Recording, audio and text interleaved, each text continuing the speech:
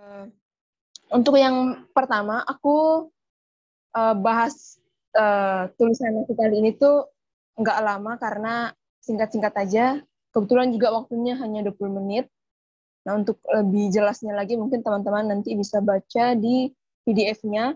Nah, aku mau infoin juga, kebetulan yang jurnal yang aku publish ini masih proses layout. Jadi, karena sempat kemarin diinfoin dari editornya itu, layout ini sempat terhenti karena ada masalah sama sistemnya. Nah, jadi masih proses layout, PDF-nya masih belum terlihat juga, tapi nanti di pembahasan hari ini udah singkat-singkat aja permasalahannya apa, kemudian metode yang pakai dan hasil temuannya apa. Kalau berdasarkan judul tadi, itu kan berkaitan dengan perempuan. Nah, nanti dalam topiknya ini akan berbicara mengenai gender, kemudian equality, dan patriarki, bias gender, dan ketidakadilan. Oke, kita berbicara mengenai kesetaraan gender atau gender equality. Nah, mengapa sih perlu atau mengapa harus ada kesetaraan gender? Ini berangkat dari adanya ketidakpuasan perlakuan terhadap perempuan. Ini mayoritas perempuan. Tapi ada juga perlakuan yang tidak ada terhadap laki-laki, tapi lebih mayoritas perempuan. Jadi ada ketidakpuasan terhadap perlakuan terhadap perempuan, di mana hal ini kesempatan yang terbatas dan dibatasi. Kalau kita lihat ya, di dunia-dunia di media sosial maupun di dunia nyata, di mana keberadaan perempuan atau ya ruang lingkupnya itu dibatasi. Misal ada stereotip bahwa yang memimpin itu harus laki-laki, terus yang bekerja sebagai ibu rumah tangga itu harus perempuan, terus yang jadi yang bekerja itu laki-laki, perempuan hanya berdiam di rumah. Nah, hal-hal seperti ini yang mengakibatkan munculnya harus adanya kesetaraan gender karena kesempatan yang terbatas terhadap perempuan. Tadi yang sempat aku jelasin ya, ruang geraknya itu dibatasi, sehingga salah satu gender yaitu perempuan ya pergerakannya itu terbatas atau istilahnya dibatasi lah. Ketidakadilan tadi, yang ketidakadilan terhadap salah satu gender itu muncul dari bias gender. Nah, bias gender itu sendiri ketidakmampuan dalam melihat pria dan perempuan itu sebagai gender yang setara. Jadi munculnya tadi perlakuan yang tidak sama atau ruang geraknya dibatasi karena berasal dari bias gender. Nah, bias gender itu ketidakmampuan untuk melihat bahwa pria atau laki-laki dan perempuan itu sebagai gender yang setara. Ya, jadi semua dua-duanya sama, tidak ada yang lebih tinggi, tidak ada yang lebih rendah. Ya, gitu. Nah, bias gender ini muncul dari hasil dari nilai atau norma sosial dalam masyarakat dan tentu juga ideologi patriarki. Kalau ideologi patriarki itu kan mungkin ada teman-teman yang udah tahu, patriarki itu kan yang ideologi yang menempatkan bahwa laki-laki sebagai pemegang kekuasaan atau istilahnya laki-laki sebagai yang tertinggi. Jadi hasil dari nilai atau ideologi patriarki dan norma sosial yang berlaku dalam masyarakat menimbulkan munculnya bias gender. Nah, bias gender ini yang berakibat pada perlakuan yang tidak setara terhadap gender perempuan. Itu akhirnya ruang gerak perempuan dibatasi. Gitu. Nah, kalau kita berbicara mengenai soal gender itu aku bahas sedikit aja ya. Gender itu berbeda dengan jenis kelamin ya. Jadi gender itu dia lebih ke konstruksi sosial atau pemikiran masyarakat atau ya perbedaan yang dibangun secara sosial dari masyarakat antara laki-laki dan perempuan serta identitas yang mendukung perbedaan dan ketidaksetaraan terjadi. Jadi gender itu lebih ke konstruksi sosial. Konstruksi sosial yang ditanda di mana laki-laki itu tidak boleh menangis, laki-laki tidak boleh cengeng, terus laki-laki itu mesti berpenampilan macho, nggak boleh berpenampilan seperti perempuan, atau menjalani kehidupan, misal laki-laki harus bekerja, terus perempuan berdiam diri di rumah sebagai ibu rumah tangga, mengurus rumah tangga gitu. Nah, ini yang gender, jadi lebih ke konstruksi sosial. Nah, relasi yang timpang antara perempuan dan laki-laki itu sebagian besar dibentuk oleh konstruksi gender perempuan dan laki-laki secara sosial budaya. Jadi munculnya relasi yang timpang atau tadi yang bias gender itu berasal dari konstruksi gender itu sendiri, bahwa misal tadi laki-laki harus bekerja, nah akhirnya berakibat kepada relasi yang timpang di mana membatasi ruang gerak kepada perempuan untuk bekerja. Misal perempuan nggak boleh jadi pemimpin, nggak boleh jadi misal anggota DPR dan sebagainya. Jadi itu akibat dari konstruksi gender, ya, perempuan harus berdiam di rumah, laki-laki yang bekerja. Nah, akhirnya mengakibatkan relasi yang nah, ini aku ambil data dari Kementerian Pemberdayaan Perempuan dan Perlindungan Anak yang bekerja sama dengan Badan Statistik, itu mengeluarkan data mengenai statistik gender tematik. Nah, kalau kita lihat di tingkat pendidikan, itu perempuan usia 15 tahun ke atas yang berpendidikan minimal SMA itu sebanyak 32,53%. Ini lebih rendah daripada laki-laki yang usia 15 tahun ke atas yang berpendidikan minimal SMA. Itu kalau persentasenya untuk laki-laki itu 37,7%. Jadi masih dalam hal pendidikan pun perempuan masih dibatasi. Nah, kalau kita lihat lebih jauh lagi untuk ruang lingkup ekonomi atau kesempatan kerja, 49,15% perempuan yang berumur 15 tahun ke atas itu bekerja. Jadi hanya sekitar 49% perempuan yang umurnya 16 sampai 15 tahun ke atas itu yang bekerja. Nah, 36,67% itu sebagai ibu rumah tangga. Ya, jadi teman-teman bisa lihat perbedaannya. Nah, laki-laki yang bekerja itu 15 tahun ke atas itu sebanyak 78,23%. Jadi lebih banyak laki-laki. Dan yang mengurus rumah tangga itu hanya berkisar pada 2,99%. Jadi kalau kita lihat data ini, nah, terlihat perbedaannya sangat jauh antara laki-laki dan perempuan, khusus dalam tingkat pendidikan dan ekonomi atau kesempatan kerja. Jadi kita bisa lihat ketimpangan antara laki-laki dan perempuan dalam dua bidang ini. Itu secara singkat mengenai ketidakadilan gender antara laki-laki dan perempuan. Nah, karena tulisan aku ini kan berfokusnya itu pada kisah perempuan Syrofoenisia. Itu kan terdapat dalam Matius juga dan juga dalam Markus. Nah, kebetulan yang aku bahas ini yang terdapat dalam Markus 7 ayat 24 sampai 30. Nah, kalau kita baca di Markus 7 ayat 24 sampai 30 itu kan mengenai seorang perempuan Syrofoenisia yang membawa anaknya yang sedang kerasukan. Nah, kalau yang pertama, kalau kita melihat penerimaan Yesus terhadap perempuan Syrofoenisia ini mengubah image yang salah dari orang Yahudi terhadap perempuan non-Yahudi dan seorang yang tinggal di luar wilayah Israel. Kalau kita lihat kan, identitas dari perempuan Syrofoenisia ini kan sudah jelas sebenarnya dia perempuan Syrofoenisia. Itu salah satu wilayah dari daerah Tirus, artinya dia non-Yahudi, bukan orang Yahudi. Nah, perempuan Syrofoenisia ini pada saat itu dianggap najis oleh orang-orang Yahudi. Jadi ketika Yesus bertemu dengan perempuan Syrofoenisia ini, itu mengubah image dari orang Yahudi terhadap orang non-Yahudi. Kemudian yang kedua, narasi menggambarkan korban ketidakadilan berbasis gender yang pada akhirnya dapat menyuarakan keadilan dengan posisi dan identitas yang dianggap berbeda dari orang hidup pada saat itu. Jadi, kalau kita baca sekilas dari Markus 7 ini, narasi ini menggambarkan bagaimana si perempuan Syrofoenisia itu sebagai korban ketidakadilan yang berbasis gender, yang pada akhirnya itu dapat menyuarakan keadilannya dengan berani mengungkapkan, berani mengeluarkan suaranya karena identitasnya pada saat itu yang berbeda dari orang Yahudi.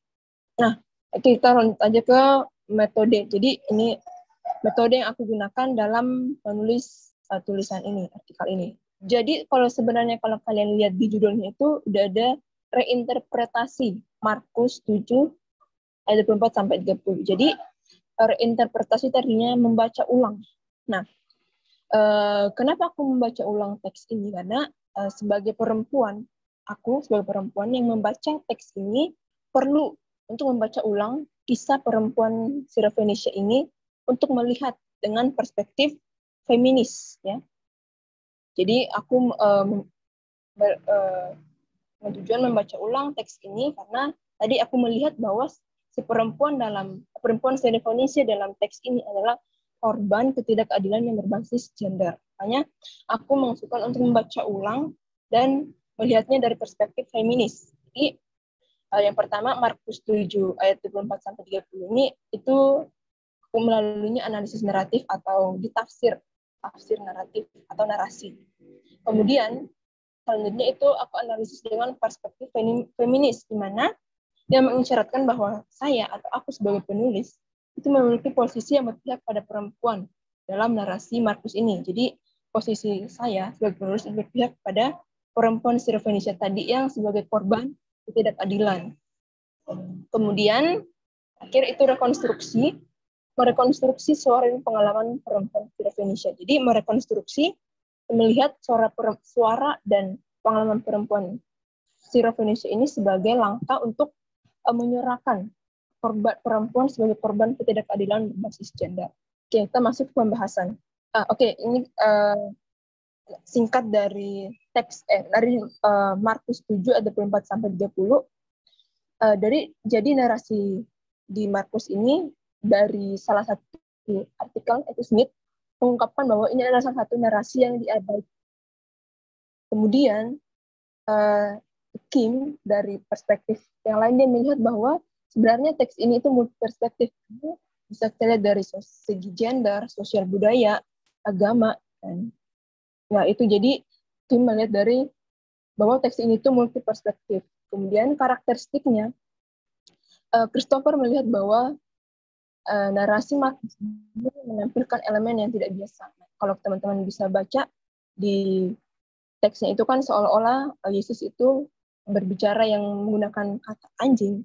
Nah itu, tapi kalau kita nggak boleh melihatnya hanya sekilas, kita akan mendapatkan pengertian atau ya arti dari teks itu ketika kita membaca dan atau menafsirkan teks itu dan melihat konteks pada saat itu. Kemudian ya bahasa yang digunakan Yesus pada saat itu ada beberapa artikel yang aku baca itu menganggapnya bahwa Yesus ini menggunakan bahasa kasar lah istilahnya karena dia menggunakan kata anjing di situ, kata anjing. Oke, waktunya tinggal dikit. Kemudian Darotili melihat bahwa kisah ini adalah kisah yang sulit dan kontroversial. Oke, jadi kalau kita lihat di teks itu kan perempuan Sirofenicia itu berangkatkan dari ketika Yesus menyingkir dari daerah pelayanannya ke daerah Tirus. Nah, dari daerah Tirus itu orang-orang yang mendengar kedatangannya itu berusaha menghampiri mereka. Nah, salah satunya yaitu perempuan Sirofenicia ini. Di mana ia datang mendekati Yesus dengan bahasa tubuh yang hormat, kemudian membungkukkan badannya di kaki Yesus. Dan Galensia melihat ini bahwa ini adalah satu tanda bahwa perempuan Sirofenicia ini menghormati Yesus. Dari sisi gender, Santoso melihat bahwa ini adalah pertemuan yang tidak lazim karena Yesus bertemu dengan seorang non-Yahudi, yaitu perempuan non-Yahudi. Nah, penggunaan kata Hellenis Sirofenicia atau Sirofenicia itu lebih menekankan atau penekanannya itu bahwa perempuan Sirofenicia ini adalah perempuan non-Yahudi. Jadi seorang perempuan dianggap oleh orang Yahudi lebih rendah daripada laki-laki. Jadi pada saat itu seorang perempuan itu oleh orang Yahudi dianggap lebih rendah dari laki-laki. Kemudian perempuan Sirofenicia ini berasal dari daerah yang mempraktikkan penyembahan berhala. Nah, dalam pemahaman orang Yahudi membuat posisi perempuan ini tidak layak untuk dilayani oleh Yesus. Bahkan ketika perempuan tersebut memohon kepada Yesus, respon Yesus itu, biarlah anak-anak kenyang dahulu, sebab tidak patut mengambil roti yang disediakan bagi anak-anak yang melemparkannya kepada anjing. Nah, perkataan inilah yang membuat beberapa nafsir menganggap bahwa Yesus itu kasar. Nah, istilah anjing sebenarnya di sini adalah suatu kata menggambarkan kejadian yang terjadi di rumah di mana anak-anak dulu diutamakan daripada anjing. Nah, yang mengisyaratkan bahwa pelayanan Yesus adalah untuk orang Yahudi atau anak-anak Allah, sebab tidak benar mengambil apa yang menjadi milik mereka dan memberikannya kepada orang-orang Yahudi, termasuk si perempuan tadi karena dia non-Yahudi, dia berasal dari di luar Yahudi. Nah, hukum Yahudi juga menganggap bahwa anjing dan orang yang bukan Yahudi itu adalah najis. Ya, ke hasil temuannya. Nah, yang pertama, hasil dari tulisan aku kali ini, yaitu seorang perempuan keturunan Kanaan itu secara sejarah jelas menunjukkan identitasnya dari segi gender, bahwa ia adalah seorang perempuan yang berasal dari non-Yahudi yang masuk ke yang bertemu dengan Yesus. Pada saat itu yang dianggap najis oleh orang-orang Yahudi. Nah, kemudian tindakan Yesus. Nah, tindakan Yesus kalau kita lihat kan tadi yang berbicara tidak patut memberikan kepada remah-remah kepada seorang anjing. Nah, tindakan Yesus ini yang seolah-olah mewakili patriarki pada saat itu, sistem patriarki, karena menganggap rendah atau ya memandang rendah perempuan, apalagi si perempuan secara Fenisia ini. Tapi kalau kita lihat lebih jauh lagi di akhir narasi ini, ternyata kan Yesus merespon. Nah, respon Yesus itu akhirnya Yesus mau menyembuhkan si anak dari si perempuan Sirofenisia. Nah, itu berasal dari suara dari si perempuan ini, di mana akhirnya dia dengan lantang atau dengan berani mengeluarkan suaranya. Nah, suaranya dari si perempuan ini, jawab dari perempuan itu, benar Tuhan, di mana di kata Tuhan di sini ia menyebut istilah Tuhan atau pria. Nah, jawaban perempuan ini lebih lanjut, tapi anjing yang dibawa meja juga makan remah-remah yang dijatuhkan anak-anak. Nah, akibat dari suara yang disampaikan si perempuan Sirofenisia ini, akhirnya menjadi sebuah jawaban atau perjuangan atau usaha yang dilakukan. Karena akhirnya perempuan ini akan membangun relasi dan komunikasi yang setara dan tanpa ditindas oleh pihak lain, karena keberaniannya untuk mengungkapkan. Nah, bahkan ada juga penafsir yang mengungkapkan bahwa karena keberanian si perempuan untuk berbicara tersebut dan suaranya, akhirnya Yesus mau menyembuhkan anaknya. Dan tentu dengan tadi sempat aku sebutkan di awal, perempuan itu datang dengan membungkuk dan hormat, datang dengan sikap membungkuk di hadapan Yesus. Kemudian karena suaranya itu juga yang mengakibatkan akhirnya anaknya itu mau disembuhkan oleh Yesus. Nah, pengalaman perjumpaan Yesus dan perempuan tersebut menggambarkan bagaimana kehidupan yang adil dan setara. Ya, jadi dari pengalaman perempuan Sirofenisia ini, kita bisa melihat bahwa perempuan dan laki-laki bisa berada dalam satu keadaan yang setara. Tidak ada yang lebih tinggi, tidak ada yang lebih rendah, atau tidak ada yang lebih berkuasa dan ada yang didominasi. Gitu.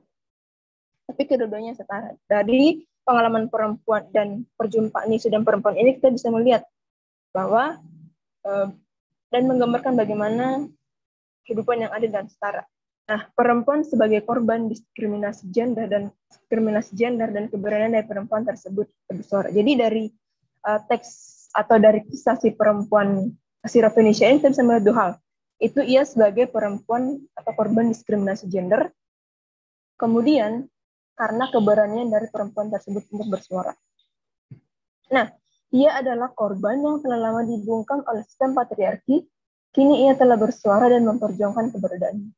Seperti yang tadi aku sempat sebutkan di awal, bahwa kalau tahu kan dunia patriarki itu kan yang menempatkan bahwa laki-laki sebagai pemegang kekuasaan yang tertinggi dan menganggap perempuan itu sebagai warga kelas 2.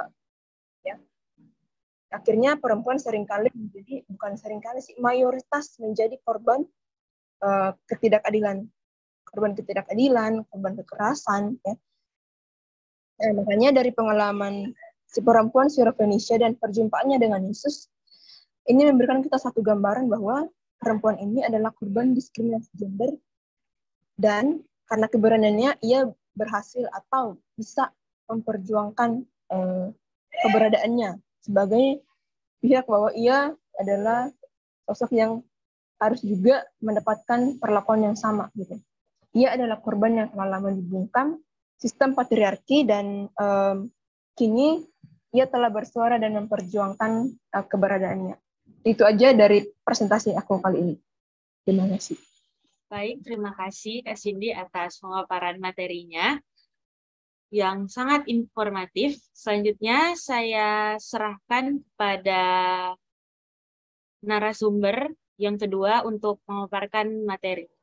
Nah, di kesempatan kali ini saya akan membahas tentang artikel saya yang yang berjudul tentang ketika rumah tidak lagi aman. Ini merefleksikan narasi kekerasan seksual dalam 2 Samuel 13 ayat 1 sampai 22 melalui perspektif feminis. Nah, ini ditulis sudah dari tahun 2020 sampai 2021 kalau nggak salah 2021 sampai 2022 kemarin baru publish.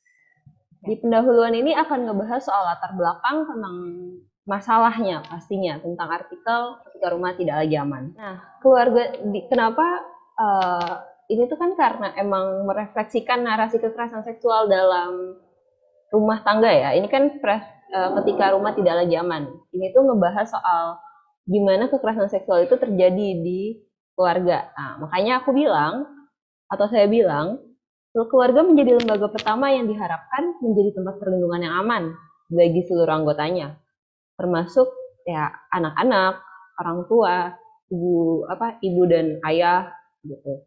Tapi kenyataan yang ada, tidak semua keluarga menjadi tempat yang aman dan nyaman. Kenapa? Boleh di next slide yang di datanya. Nah, di catatan tahu Komnas Perempuan atau catatan ini didapatkan di Komnas Perempuan di tahun 2021, di mana secara keseluruhan ada 8.234 kasus kekerasan seksual. Dan secara spesifik ada di kasus dalam rumah tangga atau ranah personal itu ada 79%, atau 6.480 kasus. Kekerasan terhadap istri, 50%, yang ada 3.221 kasus, dan kekerasan terhadap anak perempuan 15%, 954 kasus. Nah, dari sini kan nggak heran kan kalau keluarga itu tidak selalu menjadi tempat aman dan nyaman. Boleh di next slide. Nah, dari sini memunculkan kesimpulan kalau ternyata masih banyak terjadi kekerasan seksual kan di lingkungan keluarga yang nyata di masa sekarang. Dan ada pertanyaan kritis yang muncul. Apa sih sebenarnya yang menjadi penyebab utama kekerasan seksual oleh anggota keluarganya sendiri? Penyebabnya itu ada dua, dari internal sama eksternal. Kalau penyebab internalnya itu kebutuhan biologis yang tidak dapat dipenuhi dengan baik, di mana ini juga berkaitan juga dengan faktor moral, di mana dari keluarga itu memberikan nggak pemahaman kekerasan seksual itu ditanamkan atau diberikan secara benar atau buruk. Karena ini tuh jadi sebuah penyaring untuk seseorang bisa melakukan perilaku menyimpang atau tidak. Kalau secara faktor eksternal kita bisa tahu dari ekonomi, lingkungan pergaulan, dan informasi media massa. Nah, dari sini, boleh next slide lagi. Bisa dilihat kalau faktor yang paling berpengaruh itu lingkungan pergaulan dan nilai moral yang ditanamkan. Kenapa lingkungan pergaulan? Karena kita lebih banyak akan menghabiskan interaksi dengan orang lain, gitu, sebagai manusia ya. Dan nilai moral itu ya dari apa yang keluarga kita berikan, gitu, dan ditanamkan ke diri kita. Jadi nilai moral dari sebuah nilai moral. Boleh next slide-nya lagi. Ini tuh kayak ada juga penyebab lain. Pertama ada faktor pemerasan, ada dislokasi budaya, dan juga ada dislokasi keluarga, dan ada juga marginalisasi sebagai minoritas, rasisme, masalah kesehatan secara fisik maupun mental. Boleh di next lagi.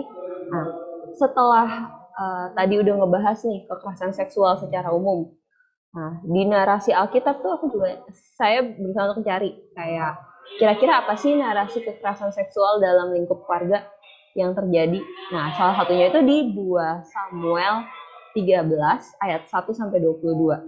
Nah, di sini tuh bisa dibilang kayak narasi kekerasan seksual ini mengandung fenomena kekerasan seksual yang dilakukan oleh anggota keluarganya sendiri dan memunculkan sebuah pertanyaan penelitian. bagaimana memahami narasi 2 Samuel 13 ayat 1 sampai 22 melalui perspektif feminis dalam kaitannya isu dengan kekerasan seksual oleh keluarga yang terkandung dalam narasi tersebut. Itu yang pertama. Yang kedua, bagaimana refleksi teologis yang dapat lahir dari pengalaman saya sebagai perempuan yang memiliki kerentanan yang sama untuk mengalami hal serupa dalam masyarakat Indonesia yang patriarkis. Boleh di next slide. Di mana saya nemukan data juga kalau dari Journal for Study of the Old Testament, narasi 2 Samuel 13 terkhususnya di ayat 7 sampai 15 dengan metode naratif serta strategi retorikal yang ada, ini nunjukin kayak Amnon ini masih memiliki hubungan perilaku seksual atau sexual behavior yang sama dengan Daud. Nah, ini juga bisa disebabkan karena memang anak dan ayah masih ada garis keturunan dan darah daging lah istilahnya. Juga dari penelitian terdahulu adanya karakteristik tokoh yang menjadi ekspresi utama dan penggerak dalam teks, di mana kritik sastra dan perspektif feminis ini juga menggambarkan adanya manipulasi dan pengendalian dialog. Nah, juga ada tinjauan literatur yang memiliki kaitan erat dengan 2 Samuel 13 ayat 1 sampai 22 ditemukan dari Gray. Itu narasi ini secara kritis ini membahas tentang seksualitas. Terus juga menyoroti perspektif dan Higgins menyoroti perspektif feminis menghasilkan kritik terhadap pola patriarkis yang terinternalisasi di tokoh-tokoh tersebut dalam narasi. Boleh di next slide. Dari kita tadi udah dapat kayak tinjauan literaturnya, kita bisa ngelihat ada, dan saya menemukan sebuah keterbatasan penelitian terdahulu, di mana ada 2, di cakupan bahasan, di mana mereka nggak membahas narasi dari perspektif kekerasan seksual dalam keluarga, dan metodologinya, di mana ada yang belum menggunakan perspektif feminis dan mengeksplorasi narasi tersebut, tapi juga ada yang menggunakan perspektif feminis dan berangkatnya dari perspektif feminis kulit putih yang notabene-nya memiliki pengalaman dan pergumulan itu berbeda dengan feminis konteks Asia atau perempuan di konteks Asia. Nah, boleh next slide. Dari keterbatasan yang ada, jadi ada kebaharuan penelitian pastinya, di mana akan di narasi di artikel ini akan banyak membahas dengan perspektif feminis dengan konteks Indonesia yang bergumul dengan isu kekerasan seksual dalam keluarga yang berkelindan atau dominan dengan kultur Asia yang heteropatriarkal. Juga adanya eksplorasi kontekstual dalam narasi 2 Samuel 13 ayat 1 sampai 22, dan ini jadi refleksi teologis yang menyuarakan pengalaman dan penderitaan perempuan sepanjang masa, termasuk perempuan Indonesia dalam konteks masyarakat patriarkis. Nah, dengan tujuan utamanya itu kayak menarik perhatian dari kalangan dan pemangku kepentingan, terutama bagi institusi dan individu Kristiani yang masih abai terhadap kekerasan seksual yang dialami dengan perempuan. Ini juga meresponi kekerasan seksual dalam keluarga di masa kini, dan juga adanya supaya ada guna berkontribusi pada penghapusan kekerasan seksual secara interdisipliner. Nah, di sini ada metode penulisannya itu menggunakan analisis naratif. Boleh di next slide, di mana pendekatannya ini saya menyoroti dengan narasi kekerasan seksual yang menimpa Tamar, gitu kan. Di sini ada tokoh utamanya itu pasti Tamar, Amnon, Absalom, dan Daud.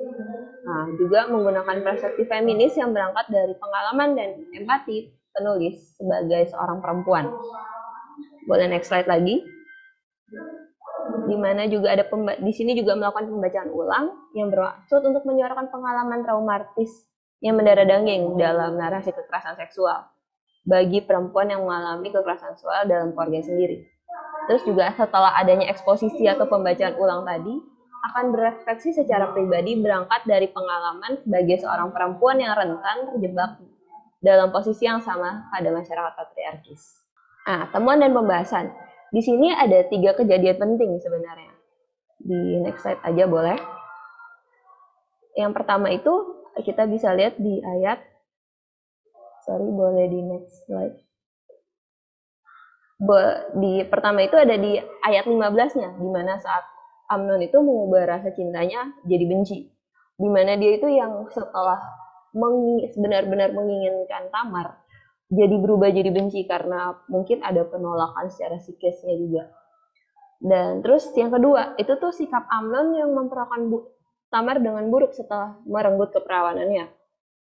Terus yang ketiga, yang terakhir, Daud marah terhadap kejadian itu tapi tidak melakukan apapun. Nah, ini yang jadi highlight-nya, di mana ternyata Amnon dan Daud itu memang anak dan bapak gitu, karena ada kemiripannya di situ. Dari sini, dari kejadian-kejadian ini bisa menunjukkan kalau, boleh di next slide, ada ketimpangan relasi kuasa antara laki-laki dan perempuan dalam keluarga. Di penyebab utamanya adanya itu kayak ini jadi penyebab utamanya gitu loh dalam sebuah kekerasan seksual yang terjadi dalam ranah keluarga. Dan perempuan ini masih di posisi lemah. Dan ini diakibatkan karena norma gender patriarkis lebih berpihak kepada laki-laki. Dan dari sini memerlukan emansipasi gender, di mana bisa mereduksi kekerasan seksual. Dan perempuan juga di sini masih dipandang sebelah mata karena masih mengakar kuat adanya budaya patriarki dalam kehidupan bermasyarakat. Dan melihat dari konteks gender, masih sering menjadi pihak yang dipersalahkan dan dianggap lemah. Nah, dari sikap pertimbangan kuasa itu sebenarnya ada solusinya yang bisa kita lihat tuh dari tindakan Absalom yang membalaskan sikap resistensinya dia yang menjadi penyelesaian dari kekerasan yang terjadi. Terus juga dan dari tindakan Absalom ini sebenarnya jadi prototipe kesadaran dan kepekaan atas pentingnya adanya advokasi terhadap kekerasan seksual dalam keluarga. Nah, akhirnya kita sampai di kesimpulan di mana, boleh di next lagi, tindakan kekerasan kepada perempuan ini juga dalam keluarga tuh dipicu adanya ketidaksetaraan dalam relasi kuasa. Di mana yang tadi aku bilang, di mana ada laki-laki yang lebih tinggi dan perempuan yang lebih rendah. Nah, dari ketidaksetaraan tersebut menghasilkan tindakan kekerasan yang bisa membuat korban kekerasan seksual berada dalam posisi tidak berdaya, di mana mereka hanya diam yang dalam kekerasan yang mereka alami dan memerlukan pihak yang lebih berdaya seperti karakterisasi yang dimiliki Absalom untuk menolong dan mendampingi korban untuk mendapatkan haknya.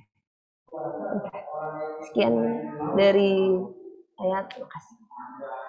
Baik, terima kasih Kak Pi atas pemaparan materinya.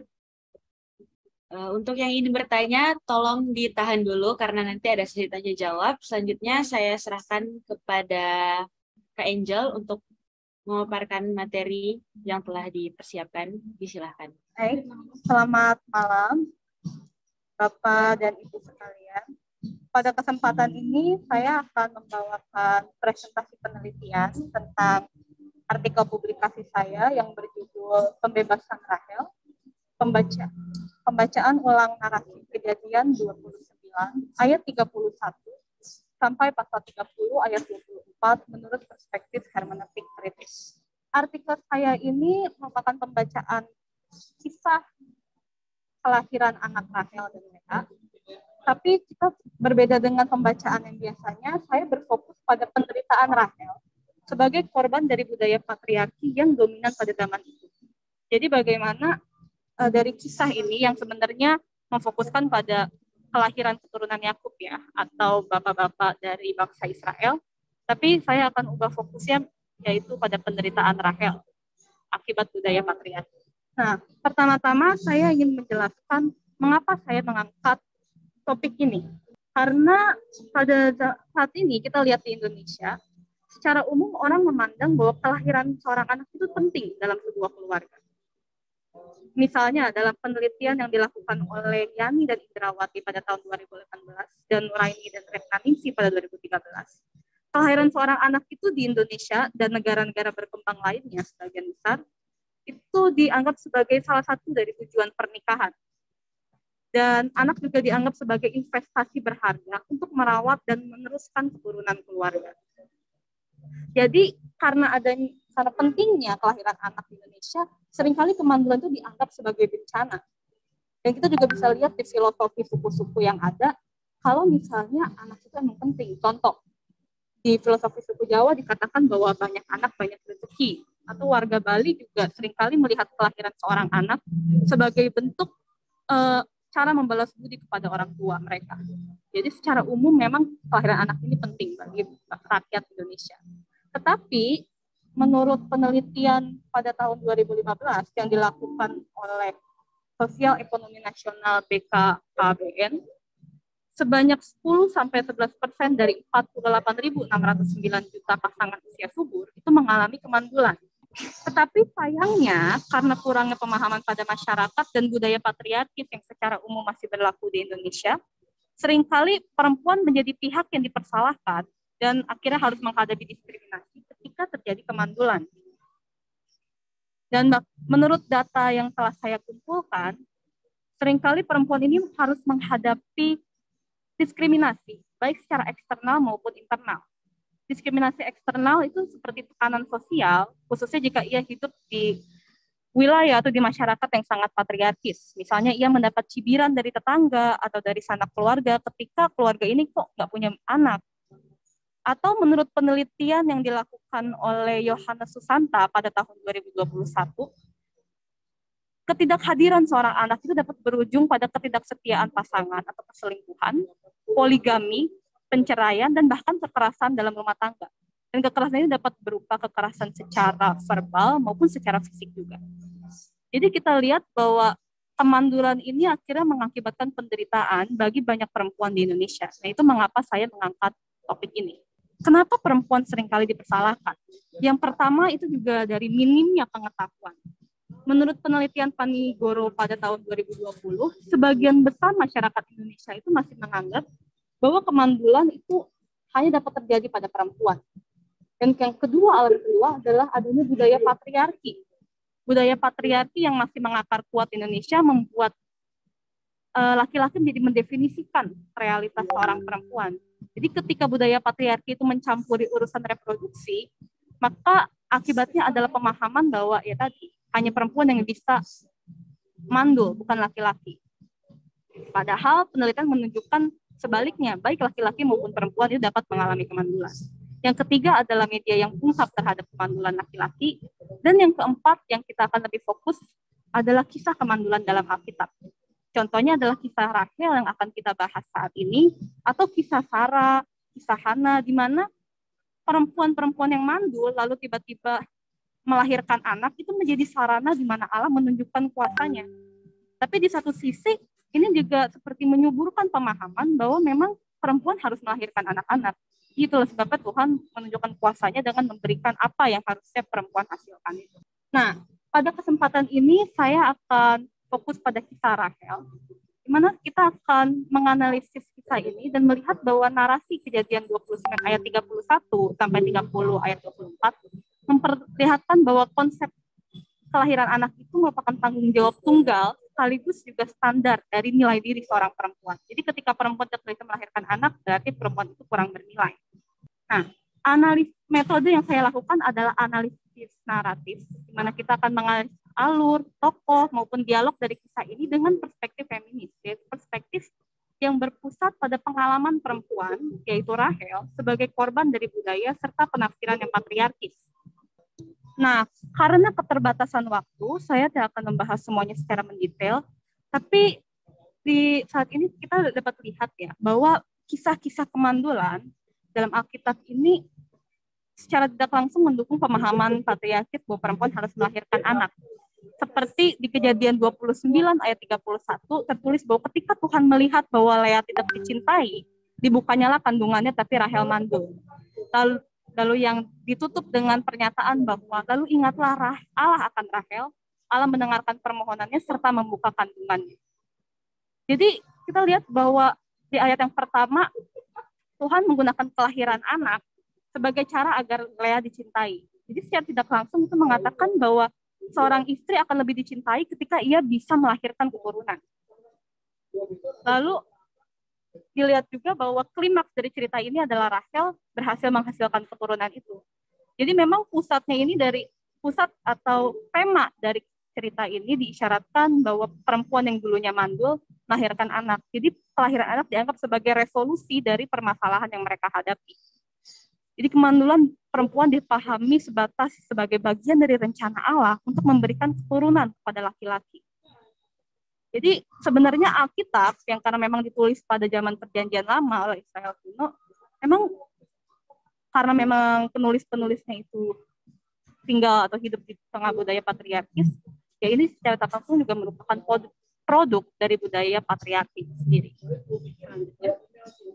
Nah, dari kisah persaingan antara Rachel dan Lea, di mana mereka saling berlomba-lomba siapa yang bisa memiliki lebih banyak anak, itu menunjukkan bahwa nilai perempuan pada zaman itu, dan sebenarnya sampai saat ini, itu diukur berdasarkan kelahiran anak laki-laki.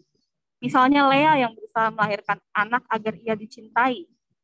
Lalu kita bisa melihat bagaimana frustasinya Rachel ketika ia tidak dapat melahirkan anak laki-laki. Ia sampai rela memberikan budaknya sebagai ibu pengganti atau surrogate mother, di mana ketika zaman itu, seorang istri dapat memberikan budaknya perempuan kepada suaminya, di mana budak itu akan melahirkan anak, dan anak itu akan dianggap sebagai anak dari istri itu sendiri. Dan bahkan setelah ia memiliki anak dari budaknya, ia terus berusaha memiliki anak, sampai ia rela menukar buah dudaim dengan izin agar Lea dapat tidur dengan Yakub. Jadi kita bisa melihat bahwa memang Rachel ini frustasi ya. Karena memang selama dia tidak memiliki anak, dia akan terus mengalami tekanan sosial dari masyarakat sekitar, dan dia akan melihat dirinya sebagai seorang perempuan yang tidak bernilai, yang tidak dapat memenuhi tujuan yang ada dalam keluarga itu. Dan lebih parahnya lagi, ada pemahaman pada zaman itu di mana kemandulan dilihat sebagai akibat dari dosa. Jadi masyarakat cenderung melihat kemandulan sebagai kutuk karena dosa. Kenapa? Karena anak laki-laki itu dipandang sangat penting pada zaman itu. Karena pernikahan zaman dulu tuh lebih sering bukan karena cinta sebenarnya, tapi juga karena faktor ekonomi. Dan karena anak laki-laki itu memiliki tenaga yang dipahami lebih kuat ya daripada perempuan, bisa lebih membantu masyarakat Israel zaman itu yang lebih berpusat pada agrikultur, anak laki-laki dianggap lebih penting kehadirannya. Dan mereka juga yang akan membawa nama keluarga, meneruskan keturunan itu. Dan menurut penelitian dilakukan, melahirkan anak pada zaman itu berisiko tinggi, dapat berisiko pada kematian yang seperti yang akhirnya dialami oleh Rachel ketika ia melahirkan Benyamin di kisah-kisah selanjutnya. Dan ketika Rachel berhasil melahirkan anak pun, yaitu yang namanya Dan ini dalam bahasa Ibraninya itu dapat bermakna sebagai pembenaran. Kita bisa lihat dalam Kejadian 30 ayat 23. Maka mengandunglah Rachel dan melahirkan seorang anak laki-laki, berkatalah ia, Allah telah menghapuskan aibku. Jadi selama Rachel belum memiliki anak laki-laki, ia masih dianggap sebagai perempuan aib. Jadi kita bisa melihat bahwa masyarakat saat itu memang melihat kemandulan sebagai akibat dari dosa-dosa tersembunyi yang dilakukan oleh Rachel. Nah, dan bukan hanya diskriminasi dari masyarakat sekitar, kalau kita meneliti lebih lanjut kisah Rachel ini, kita bisa melihat ketidakpedulian Yakub. Kita bisa lihat di ayat yang telah ditampilkan di slide, bahwa ketika Rachel seperti mengadu ya kepada Yakub, kalau misalnya dia tidak memiliki anak, dia lebih baik mati. Yakub malah marah pada Rachel dan berkata, akulah pengganti Allah yang telah menghalangi engkau mengandung. Yang sebenarnya Rachel ini, apa yang Rachel katakan, berikanlah kepadaku anak, kalau tidak aku akan mati, itu merupakan bentuk rasa frustasinya. Ia pun tahu bahwa memang bukan Yakub yang menghalangi ia memiliki anak. Tapi berbeda dengan Ishak yang ketika Ribka mengalami kemandulan, Ishak berdoa kepada Allah, Yakub malah marah dan lepas tangan. Dia tidak berusaha melakukan apapun untuk membantu mengatasi atau setidaknya memberikan sedikit penghiburan kepada Rachel. Dan bahkan ada beberapa teolog juga yang menafsirkan bahwa ya sebenarnya Yakub tidak perlu juga melakukan apa-apa karena ia telah memiliki anak, memiliki keturunan laki-laki dari Lea, sehingga keturunannya itu pasti berlanjut. Jadi seakan-akan setelah dia memang aman, udah ada keturunan, ya Rachel tidak penting lagi. Ia tidak berusaha menunjukkan kasihnya kepada Rachel yang dikatakan ia cintai untuk setidaknya menghibur dirinya yang mengalami tekanan sosial dari masyarakat sekitar. Sehingga Rahel bukan hanya tidak memperoleh dukungan dari lingkungan, dari keluarga besarnya, tapi ia juga tidak memiliki dukungan dari suaminya sendiri. Nah, berdasarkan analisis yang telah saya lakukan pada teks ini, setidaknya keadaan Rahel ini dapat dirumuskan ke dalam 3 poin besar ya. Yaitu ya Rahel tidak memiliki pilihan. Yang pertama, ia dijual oleh ayahnya. Memang dikatakan bahwa Yakub mencintainya di awal narasi ini, tetapi tidak pernah ada tulisan bahwa Rahel setuju atau setidaknya mengetahui rencana pernikahan mereka. Karena Laban yang akhirnya kan memberikan Rahel kepada Yakub sebagai istri, sebagai ganti dari kerja keras yang telah Yakub berikan kepada Laban selama 7 tahun. Jadi secara tidak langsung Rahel sedang diobjektifikasi sebagai alat tukar. Seperti kita menggaji seorang karyawan yang bekerja, Rahel ini jadi seperti gaji bagi Yakub yang bekerja untuk Laban. Dan sebenarnya baik Rahel maupun Lea juga melihatnya demikian. Kalau kita lihat di kisah-kisah selanjutnya di kitab Kejadian, tertulis bahwa Rahel dan Lea itu merasa bahwa ayahnya telah menganggapnya sebagai orang asing karena ayahnya telah menjual mereka. Kata menjual yang digunakan pada ayat tersebut itu adalah kata yang sama seperti yang digunakan ketika saudara-saudara Yusuf menjual Yusuf kepada para saudagar. Jadi secara tidak langsung ya sama seperti gaji. Rahel itu dianggap sebagai gaji atau alat tukar dari kerja keras Yakub. Lalu yang kedua itu adanya permusuhan antar saudara. Jadi karena pemahaman patriarkis itu telah memupuk ya dalam pikiran Rahel dan Lea, tuntutan untuk memiliki anak itu bukan dianggap sebagai sesuatu yang kayak salah, itu emang jadi norma kehidupan di zaman itu. Jadi ketika yang Lea memiliki anak, Rahel cemburu. Ketika Rahel memiliki anak dari budaknya, Lea pun gak mau kalah, dia berikan juga budaknya dan terus seperti itu. Akhirnya karena pemahaman bahwa anak itu sangat penting atau sebagai ukuran dari nilai diri perempuan, solidaritas antara korban dari budaya patriarkis itu sulit untuk ada. Dan sebenarnya itu pun relevan dengan keadaan zaman ini ya, di mana kita bisa melihat misalnya di media sosial atau di tempat lain adanya perempuan-perempuan yang saling mencibir. Misalnya slut shaming bagi para perempuan yang menggunakan pakaian lebih terbuka, atau perempuan konservatif yang mungkin melihat orang-orang yang memilih untuk child free atau tidak mau menikah sebagai perempuan-perempuan yang melanggar kodratnya. Jadi sebenarnya apa yang dilakukan oleh Rahel dan Lea, persaingan mereka itu juga sangat relevan hingga pada zaman ini. Dan yang ketiga, Rahel itu tidak bisa sebenarnya menentang apa yang terjadi padanya. Jadi ia hanya bisa pasrah menerima keadaannya dalam diam. Seperti kita lihat dari seluruh narasi ini, sebenarnya tidak pernah ada teks atau indikasi bahwa Rahel dapat menyuarakan penderitaannya atau setidaknya menentang, melawan keadaan yang menimpa dirinya dengan bebas. Jadi ia hanya bisa berusaha bagaimana caranya ia keluar dari keadaan tersebut, dan caranya bagaimana yaitu melahirkan anak. Hanya itu fokus seluruh teks ini. Jadi nggak pernah dikatakan bahwa Rahel memiliki kesempatan untuk bisa melawan budaya patriarkis yang menjadi penyebab dari penderitaannya itu. Dan ini pun relevan bagi banyak perempuan saat ini, di mana banyak orang yang melihat kalau misalnya perempuan-perempuan yang child free atau mandul itu memang salah, dan mereka nggak semua perempuan saat ini dapat dengan bebas menyuarakan pendapatnya. Kalau itu kan bukan hal yang salah, perempuan tetap bernilai apapun pilihan hidupnya. Ini yang merupakan kesimpulan dari presentasi saat ini. Keadaan Rahel adalah korban dari budaya patriarki yang menaruh nilai perempuan pada jumlah anak laki-lakinya. Dan karena budaya ini, ia harus mengalami tekanan yang berat dan harus menghadapi semuanya tanpa dukungan dari orang lain.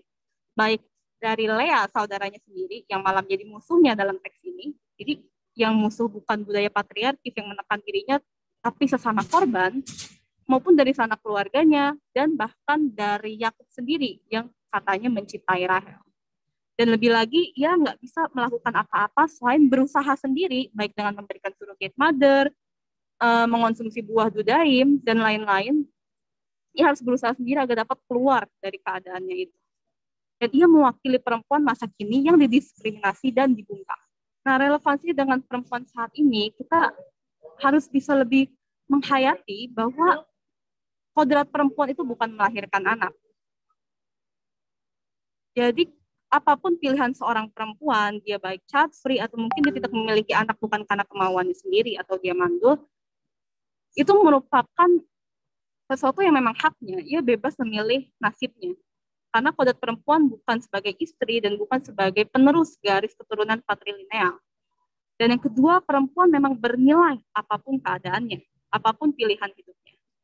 Dan gereja sebagai orang-orang yang harusnya berpihak kepada kaum yang didiskriminasi atau kaum yang terpinggirkan, salah satunya adalah perempuan mandul, mereka perlu mendukung pembebasan perempuan infertil atau perempuan yang mandul dari diskriminasi yang dilakukan oleh masyarakat atau bahkan diskriminasi yang mereka hadapi dari gereja sendiri, baik secara implisit maupun eksplisit dalam khotbah-khotbah yang menegaskan keharusan perempuan untuk melahirkan anak. Jadi sekian dari presentasi penelitian saya yang singkat ini. Semoga dapat memberkati Bapak Ibu sekalian. Terima kasih, Tuhan Yesus memberkati. Baik, terima kasih kepada 3 narasumber yang telah memaparkan materi dengan baik. Mari kita berikan aplaus dulu kepada 3 narasumber. Baik, sebelum masuk ke break selama 5 menit kemudian sesi Q&A, saya akan menyerahkan kepada Bapak Grenixen untuk menjelaskan tentang publikasi jurnal. Kepada Bapak Grenixen, disilakan. Oke, terima kasih Rene dan 3 narasumber luar biasa. Ada Cindy, ada Bianca, ada juga Angel. Ya, mereka adalah 3 mahasiswa S1 Teologi, teman-teman, yang sudah berhasil publikasi di jurnal. Bukan hanya jurnal biasa, tapi nasional terakreditasi, teman-teman. Dan di antara mereka itu masuk Sinta 2, Sinta 4, begitu ya. Sinta itu ranking akreditasinya ya. Jadi mereka ini mahasiswa yang bukan hanya berhasil memenuhi persyaratan, tapi melebihi persyaratan, teman-teman ya. Jadi sekali lagi kita kasih apresiasi buat mereka bertiga. Dan kebetulan topiknya semua tentang terkait dengan diri mereka ya, perempuan ya. Maka judulnya adalah pergulatan perempuan dalam teks. Teks itu maksudnya teks Alkitab dan konteks. Konteks itu di mana mereka berada gitu ya. Zaman sekarang gitu, di konteks sekarang tuh gimana sih gitu ya. Sebelum masuk ke sesi break ya, karena saya rasa juga break teman-teman bisa bisa langsung break sendiri ya. Kalau mau ke WC silahkan ya. Saya rasa teman-teman nanti kalau yang mau break langsung ke WC sendiri gitu ya, atau mau ambil minum sendiri. Nah, saya di sini mau memberikan mungkin sambil teman-teman mau nulis pertanyaan atau mungkin hal-hal yang mau ditanyakan. Saya mau mendalami 3 narasumber ini, mungkin boleh dipin juga ya. Host boleh dipin juga ini 3 narasumber ini. Nah, saya mau coba masing-masing narasumber ini cerita bagaimana sih proses mereka nulis. Dan apa yang mereka lakuin kok bisa sampai publish sih. Nah, ini boleh nggak dibagiin supaya semua teman-teman lain, terutama masih ada angkatan baru ya, ada angkatan baru dan juga ada angkatan yang udah senior juga ini, angkatan semester 7, semester 8, yang mungkin mereka belum publikasi nih. Mereka belum publikasi. Padahal kan publikasi atau menerbitkan jurnal itu, menerbitkan artikel jurnal salah satu syarat ya. Syarat untuk lulus dari STT Ekumenik. Nah, kira-kira nih teman-teman, ya nanti dari Cindy dulu, habis itu ke Bianca, dan habis itu ke Angel. Gimana sih langkahnya dan kiat-kiat apa yang diperlukan? Ya, sambil teman-teman lain boleh nanya nanti ya. Tulis di chat box ya teman-teman ya. Jadi please jangan hanya hadir tapi juga nanti aktif ya. Oke, silakan dari Cindy dulu. Ceritanya gimana kok bisa publish ya. Terus kiat-kiatnya atau tip-tipnya apa aja sih? Oke, kok. Kedengaran ya, kok? Aku pakai 2 device soalnya. Oke, jadi kalau ditanya gimana bisa nulis yang artikel yang udah publish ini, itu sebenarnya berawal dari Pak Gren atau Ko Gren sempat ngirim suatu flyer di grup Iktus call paper. Nah, dari situ aku lihat kan tadi disuruh masukin abstrak tuh. Nah, kebetulan yang aku tulis ini, artikel ini tuh berasal dari tugas di semester 5 ya, Tafsir Perjanjian Baru 2. Tafsir Perjanjian Baru 2 itu ada tugas akhir, nafsir. Akhirnya itu aku konversi, awalnya aku bikin iseng-iseng juga sih, nulis dulu iseng-iseng. Kayaknya ini bagus kalau aku masukin ya. Akhirnya masukin abstraknya dulu, buat abstraknya gimana. Habis itu submit. Nah, di call paper itu kita disuruh, yang pesertanya disuruh ngikutin webinarnya selama 2 hari gitu. Habis ikutin webinar, nah kita dikasih waktu 10 hari. Nah, posisinya pas itu kan aku baru nulis abstrak ya. Dikasih waktu 10 hari nulis dari abstrak sampai selesai. Pendahuluan, latar belakang, metode, pembahasan, dan segala macam sampai selesai dalam waktu 10 hari. Nah, ini yang paling ada sih, yang paling unik, pengalaman unik. 10 hari itu, min 2 hari dikumpul ya. Itu kalau nggak salah itu di Februari ya. Februari disuruh call paper itu tanggal 22 kalau nggak salah, 22 Februari. Nah, pas udah mau 2 hari mau dikumpulin, laptop saya ke restart tiba-tiba. Itu kan ngetiknya di Word. Mungkin teman-teman kalau ada yang tahu kakak saya atau sepupu saya di rumah, itu kalian bisa tanya, saya sampai setengah pusingnya minta ampun, udah ngetik nih, udah habis, selesai sampai bawa kesimpulan, laptop saya ke restart, itu hilang semuanya, karena belum ke save. Karena ngetiknya di Word kan. Habis itu saya pakai HP cari tutorial mengembalikan Word yang udah hapus gitu-gitu segala macam. 1 hari, besoknya saya udah pasrah, udahlah. Saya tulis ulang dari awal. Untungnya saya masih ada kayak catatan kecil-kecil gitu, jadi masih bisa keburu. Itu nulis sampai tengah malam ya, tengah malam nulis. Akhirnya besok pagi diminta sama kepala jurnal dari Taruna Bakti itu untuk dikirim. Nah, abis udah kirim respon dari jurnal itu balas kalau jurnalnya ini bisa diterbitkan itu di bulan Maret. Jadi sebulan nunggu kabar gimana diterima atau enggak gitu. Akhirnya di Maret dikabarin lewat email, oh ini Bu artikelnya ini. Habis itu disuruh revisi pertama, 2 kali revisi. Jadi revisi pertama perbaiki ini ya, itu udah submit, disuruh revisi lagi dikit. Nah, revisi akhirnya setelah revisi yang kedua itu, akhirnya dikabarin jurnalnya bisa kepublish gitu. Nah, untuk yang sekarang itu PDF-nya masih belum ada karena jurnalnya itu kemarin sempat ada masalah sama layout-nya, jadi layout-nya terhenti gitu, editannya terhenti. Jadi dikabarin dari jurnalnya. Mungkin secepatnya PDF-nya itu tersedia di website jurnalnya itu. Tips and trick ya? Ya, tipnya apa nih buat dibagiin ke teman-teman? Tips dan trik, pertama sih, tentuin si topik kalian suka bahas apa. Misal kalau kayak aku, sukanya bahas soal berkaitan dengan perempuan. Jadi hal-hal yang berkaitan dengan perempuan itu aku suka bahas. Jadi kalian mesti nentuin kalian sukanya bahas apa. Misal ada yang suka filsafat atau teologi apa, gitu. Jadi tentuin kalian sukanya bahas apa. Habis itu yang kedua itu ini, rajin baca artikel-artikel orang lain. Jadi baca artikel-artikel orang lain baik yang nasional maupun internasional. Jadi karena kita rajin baca itu bisa menambah wawasan kita dan menambah wawasan kita gimana sih mesti nulis abstrak gimana, metode gimana, terus buat tulisannya mesti gimana gitu. Terus apa ya? Mungkin kalau ada tugas-tugas, biasa kan ada kalau dari dosen itu kan pasti paper. Nah, itu biasa di tugas akhir itu kalian konversi ke ini artikel, bisa sih gitu. Jadi karena kebetulan juga artikel aku kan dari tugas akhir tafsir perjanjian baru 2. Jadi akhirnya konversi jadi tulisan. Terus tips yang ketiga ini apa namanya? Rajin udah mulai biasain nulis apapun idenya. Jadi kayak nulis punya satu ide, tulis lagi, bisa punya ide lain, tulis lagi. Jadi punya kebiasaan nulis lah. Nah, tips yang terakhir, yang kedua ada dua lagi. Ada 2 lagi. Yang selanjutnya itu ini bisa bagi waktu. Kapan ngerjain tugas, kapan belajar, kapan bisa nulis artikel, pokoknya bisa bagi waktu lah. Bisa manage waktunya dengan baik. Akhirnya bisa nulis artikel juga. Terus ini yang paling terakhir nih. Yang terakhir itu menentukan tujuan publikasinya dengan tepat.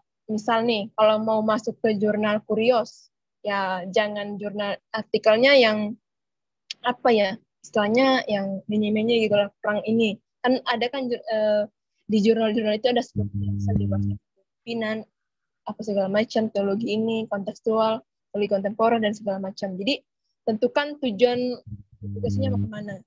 Jadi kalian bisa nulis juga terarah, oh jurnal ini kebanyakan bahas ini. Buat ide ini bisa nggak keterima di sini. Gitu sih kok. Tuh. Iya, oke. By the way, Cindy ini kayaknya bukan cuma terbitin satu ya, udah 2 ya.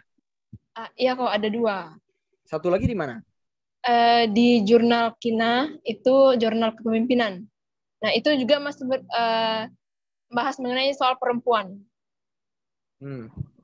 Jadi udah bikin 2 artikel tembus di 2 jurnal ya.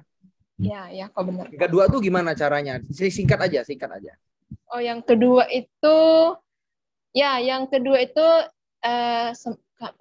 kedua itu nulisnya pas Maret ya, Maret, April, Mei akhir, Juli kemarin ke publish, Juli ke publish. Jadi itu ini dari ini sih sempat yang Senat tahun lalu itu kan mengadakan lomba jurnal juga. Nah, aku sama Bianca kan sempat menulis ya Bian. Kita soal jurnal kepemimpinan kan, perempuan dalam gereja gitu-gitu. Iya benar. Iya, tapi karena waktu itu lagi padat-padatnya banyak tugas, kami berdua Bianca nggak lanjut nulis, skip. Nah, aku ingat judul itu. Terus lihat-lihat sekarang udah punya referensi juga, nulis artikel kayak gimana. Akhirnya mutusin buat lanjut tulisan ini. Kebetulan dapat jurnal yang lagi call paper juga. Call paper itu jurnal Kina ini, khusus untuk jurnal kepemimpinan Kristen. Jadi dia dari call paper, batas pengumpulannya itu tanggal 22 Mei, berapa Mei, pokoknya di Mei. Aku nulisnya di Mei, akhirnya submit juga di Mei itu. Di Juli kemarin baru ada kabar. Revisinya pun ya 2 kali atau 3 kali disuruh revisi. Akhirnya bisa publish. Gitu kok. Oke. Sip. Thank you. Lanjut lagi ke Bianca ya. Oke, kalau dari aku artikel ini sebenarnya dari konversi dari salah satu tugas hermeneutik PL pas itu masih semester kayaknya dari semester 4 mau ke 5. Nah, di semester 4 itu ada kalau nggak salah hermeneutik PL. Yang kedua itu ngebahas soal perempuan juga, pokoknya tentang kekerasan seksual juga itu. Kekerasan seksual juga, tapi bukan dalam ranah keluarga. Nah, setelah habis itu pas liburan, karena pas itu masih zaman COVID kan. Nah, akhirnya diskusilah sama Bapak Kaprodi, Pak Kaprodi ini, Pak Grandiksen. Terus kayak, gimana ya Pak supaya bisa mau nerbitin jurnal segala macam. Terus ada beberapa sasaran jurnal pertama, sampai di salah satunya itu di jurnal perempuan karena emang suka baca di situ. Terus akhirnya nggak sampai di jurnal perempuan karena masih ada beberapa yang belum selesai, ada beberapa hal yang belum selesai. Akhirnya di grup Iktus biasanya di-share nih sama Pak Kaprodi nih, oh ada call for papers nih.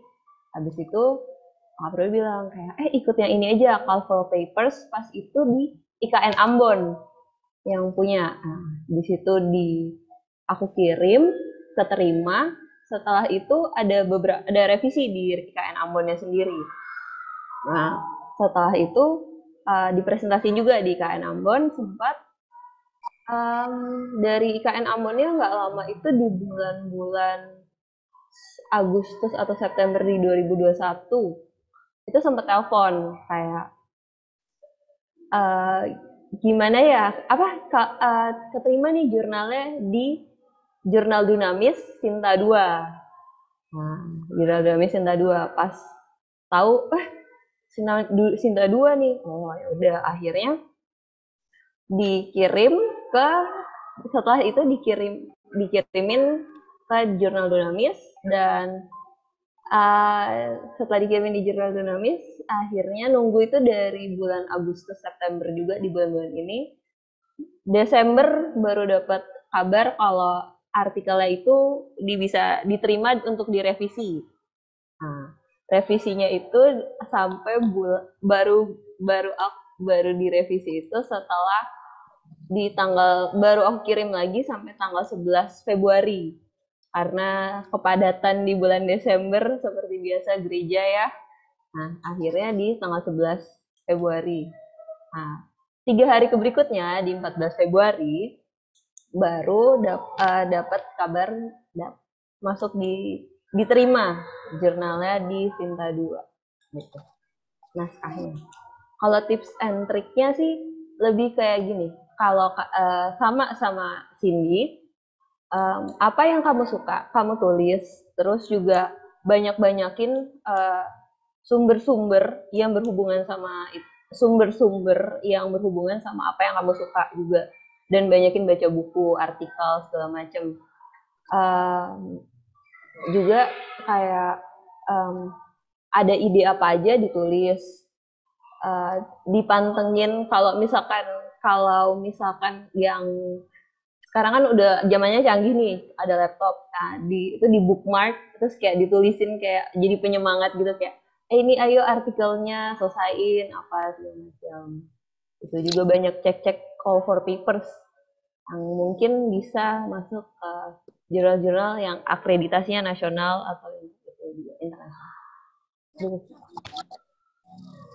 Oke, keren ya. Jadi ya ini Bianca salah satu yang tembus di Sinta 2 ya teman-teman ya. Makin tinggi Sintanya, Sinta 4, 3, 2 gitu ya, 2 tinggi, itu makin susah biasa tembusnya. Ngantrinya lama. Tapi beruntung Bianca ini waktu itu ikut call for paper dari IAKN Ambon gitu ya. Nah jadi kalau teman-teman nanti di grup Iktus misalnya nih, terima forwardan ada call for paper gitu. Nah mungkin kalau ada tulisan yang nyangkut atau kira-kira bisa gitu ya, nggak ada salahnya buat dicoba gitu ya. Karena memang yang namanya mencoba itu kan ya nggak pernah rugi lah gitu ya. Kalaupun nggak masuk nggak diterima ya kita coba tempat lain lagi. Dan yang paling penting ya tadi jangan sampai tunggu udah mau lulus baru bikin gitu ya. Tadi kan diomongin ya memang panjang waktunya ya. Gitu itu panjang banget. Nah, kita masuk ke Angel lagi nih, yang ketiga nih. Nah, ini baru terbit nih dia. Coba. Ya, cek suara saya terdengar. Oke. Daripada Kak Cindy sama Kak Bianca, yang punya saya jauh lebih sederhana ya proses publikasinya. Jadi kebetulan saat itu FTT Ekumene, Senatnya itu mengadakan lomba penulisan artikel jurnal. Dan yang juara 1, 2, dan 3 itu bisa langsung terbit di Fox Day, jurnal dari FTT Ekumene itu sendiri. Jadi saat itu ya saya langsung aja ikut lomba yang kebetulan tema dari artikel yang ditentukan itu cocok sama apa yang saya telah tulis sebelumnya dalam tugas akhir mata kuliah metodologi. Jadi setelah saya mengikuti lomba, memang sempat disuruh revisi beberapa poin, lalu kebetulan saya akhirnya menang dan langsung terbit. Jadi cepat sih, nggak terlalu ribet, nggak terlalu berkali-kali revisi juga, karena lewat lomba itu. Tips and triknya gimana? Tips and trik, karena yang Kak Cindy sama kami berikan sudah banyak banget ya, jadi mungkin saya bisa menambahkan satu aja. Yang paling penting itu tulis apa yang kita memang suka. Dan itu bukan cuma berlaku buat artikel jurnal, tapi juga tugas-tugas akhir. Karena kan kita dengar dari Kak Cindy, dari Kak Bianca, kalau mereka akhirnya sebenarnya tugas akhir dalam mata kuliah tertentu, mereka teruskan jadi artikel jurnal kan. Jadi kalau kita menulis apa yang kita suka, itu nggak ada yang, kita juga menarik gitu, seru buat nulisnya. Nggak berhenti tengah-tengah karena bosen atau yang lain-lain, tapi karena memang topik ini merupakan sesuatu yang sangat ingin kita dalami. Dan itu juga dalam tugas-tugas akhir. Jadi nanti mungkin kalau ada kesempatannya tugas akhir kalian itu bisa dikonversikan ke dalam artikel jurnal dengan scope atau bidang analisis yang memang kita suka, yaitu kita dalami. Itu sih tips yang bisa saya berikan. Oke, thank you Jel. Jadi teman-teman semua dan Bapak Ibu yang hadir di sini, ya terutama para mahasiswa ya, yang mahasiswa dan belum publikasi, ada beberapa hal yang kayaknya tadi penting buat kita garis bawahi ya. Yang pertama, selalu gunakan semua kesempatan call for paper itu di response gitu. Jadi kalau ada call for paper dan lihat ada tulisan yang mungkin pernah dibuat dan sesuai dengan scope-nya atau lingkup dari call for paper itu artinya panggilan buat kita untuk coba mengkonversikan itu, gitu ya. Dan selalu ingat dari ketiga narasumber ini ada kesamaan, yaitu mereka menggunakan tugas mereka, gitu. Apa yang mereka teliti di tugas akhir, tentunya tugas akhir mata kuliah bukan skripsi ini. Ini tugas akhir mata kuliah, mereka ada metodologi, ada yang tafsir PL, tafsir PB gitu ya. Nah, itu mereka konversikan benar-benar untuk jadi artikel jurnal gitu ya. Nah, artikel jurnal sendiri kan adalah sebuah hasil penelitian gitu kan. Hasil eksplorasi kita terhadap satu bidang ilmu atau satu lingkup bidang ilmu. Nah, ketika Bapak Ibu, teman-teman semua itu sudah masuk ke mata kuliah tertentu, misalkan tafsir PL, tafsir PB, hermeneutik, apapun itu sebenarnya Bapak Ibu dan teman-teman sekalian sudah melakukan eksplorasi. Nah, sayang kalau itu nggak diubah ke artikel jurnal. Gitu. Nah, kalau di mata kuliah saya biasanya meminta mahasiswa untuk mengerjakan satu tafsiran dengan lensa tertentu, gitu ya. Mereka baca ulang teks itu, mereka tafsir ulang, dan itu saya selalu arahkan untuk masukkan ke jurnal tertentu. Terima atau nggak terima urusan nanti, tapi masukkan dulu, gitu. Jadi itu jadi hal satu puasnya gitu. Kalau di mata kuliah yang saya ampuh, Bapak Ibu yang sudah mencapai itu, atau teman-teman yang sudah masuk ke tafsir PL, mungkin teman-teman akan tahu gitu ya, bahwa tugas akhir dari tafsir PL 1-2 itu kerjaannya publikasi gitu. Nah, tapi tidak harus menunggu mata kuliah tertentu. Kalau Bapak Ibu, teman-teman sekalian punya artikel tertentu yang sesuai dengan lingkup, ya, sesuai dengan lingkup yang dibutuhkan oleh suatu jurnal.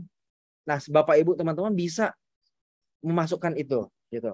Bisa bisa mengumpulkannya gitu loh. Jadi supaya nggak nunggu-nungguan gitu, ya kan? Jadi tugas akhir tuh bisa dikonversi. Jadi jangan istilahnya kita bikin tugas akhir, kita bikin excellent sekalian supaya bisa nanti kita gunakan untuk publikasi. Dan yang terakhir, tipsnya tadi saya rasa satu yang sama tiga-tiga ini, mereka mencoba untuk menulis apa yang mereka suka. Gitu. Jadi kalau Bapak Ibu sekarang teman-teman sekalian pasti udah punya satu mata kuliah favorit ya. Nggak tahu kalau semester 1 mungkin belum, tapi kalau semester 3, 5, 7 pasti udah punya.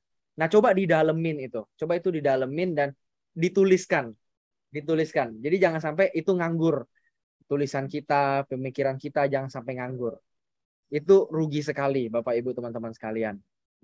Ya. Nah, jadi saya rasa itu yang bisa saya tambahkan. Saya mau mendalami supaya ada yang dibagi bagi kita semua.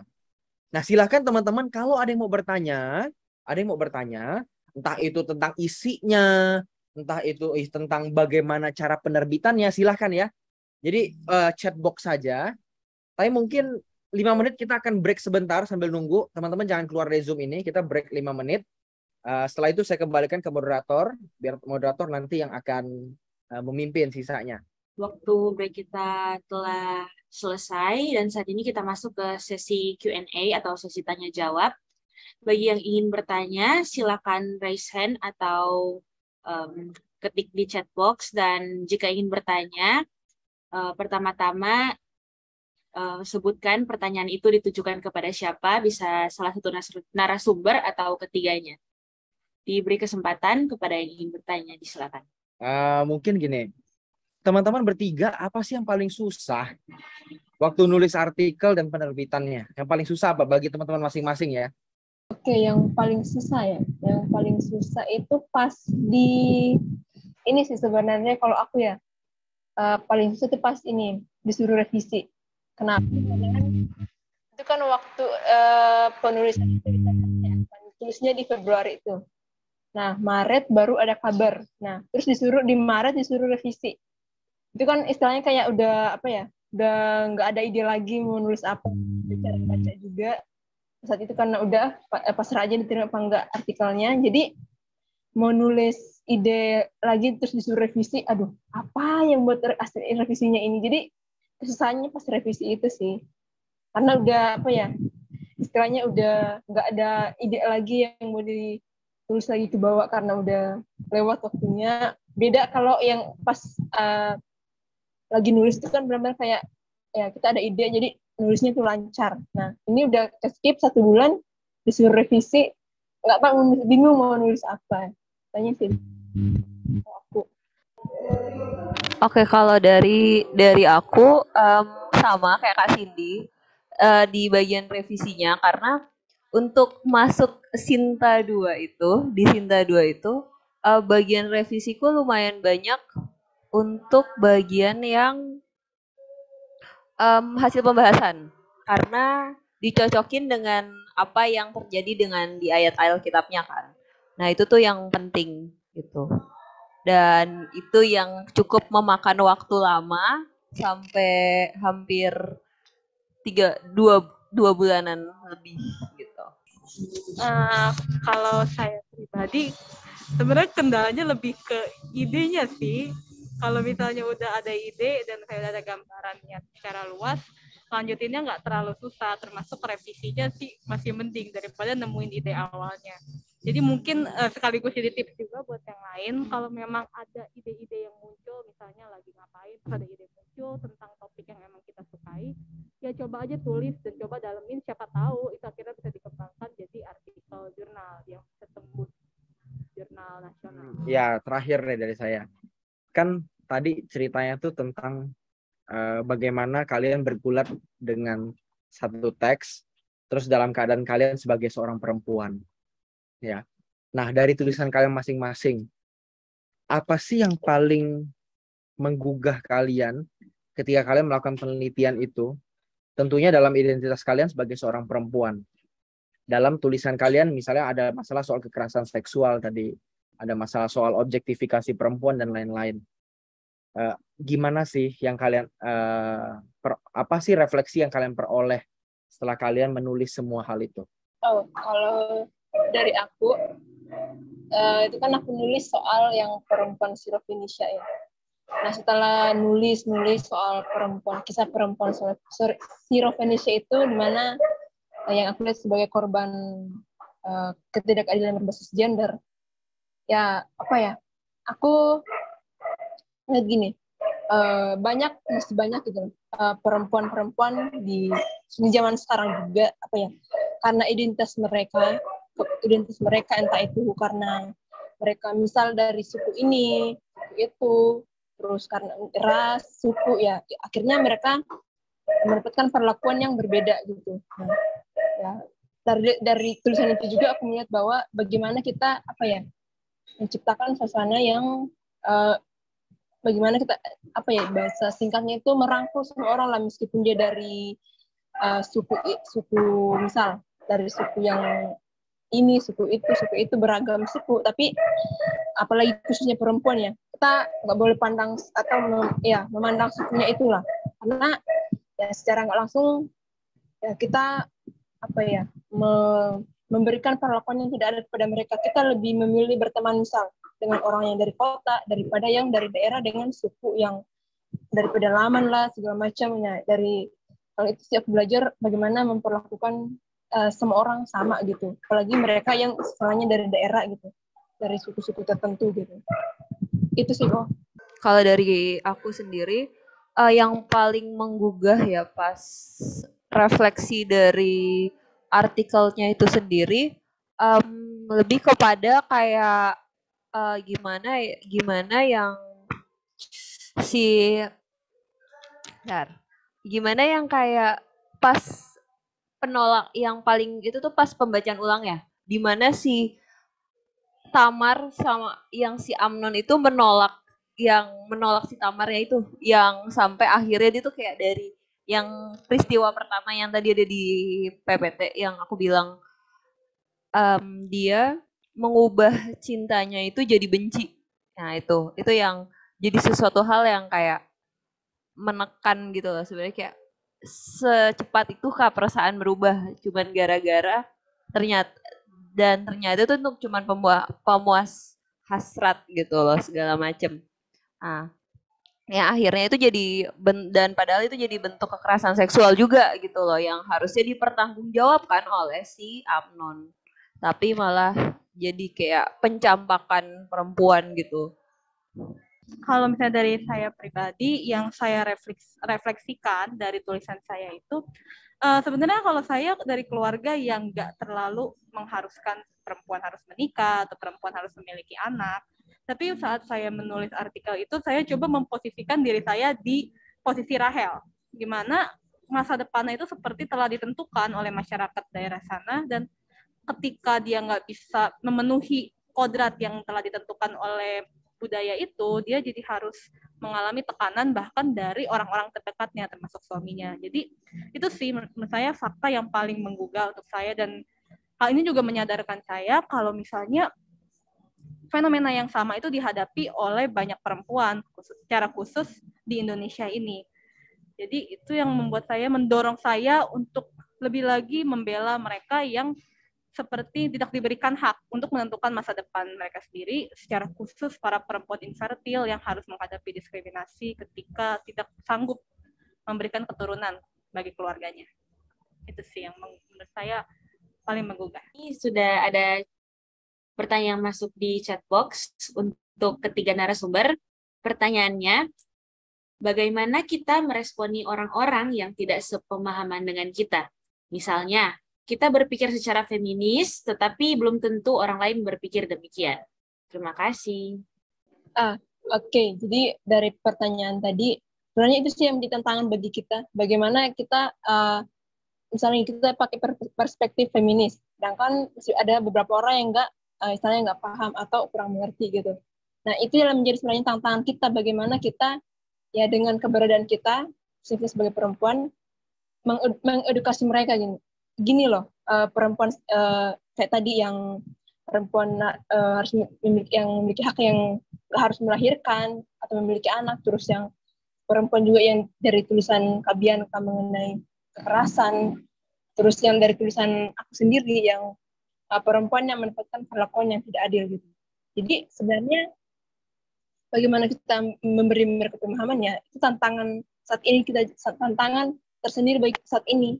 Bagaimana kita mengedukasi mereka dengan ya berdasarkan pengalaman yang kita lihat dari orang-orang luar sana, ternyata mereka kita perlu memberikan mereka dukungan ya dengan cara kita ini melihat, karena kita mahasiswa teologi, kita melihat teks-teks Alkitab yang istilahnya di mana perempuan itu dipandang enteng atau dianggap lemah, kita istilahnya mengangkat bahwa seharusnya perempuan itu seperti ini. Nah, dengan itu kita mulai mengedukasi orang lain. Gimana caranya kita ngeresponin orang yang berbeda pandangan kita ya dari tentang feminis ya?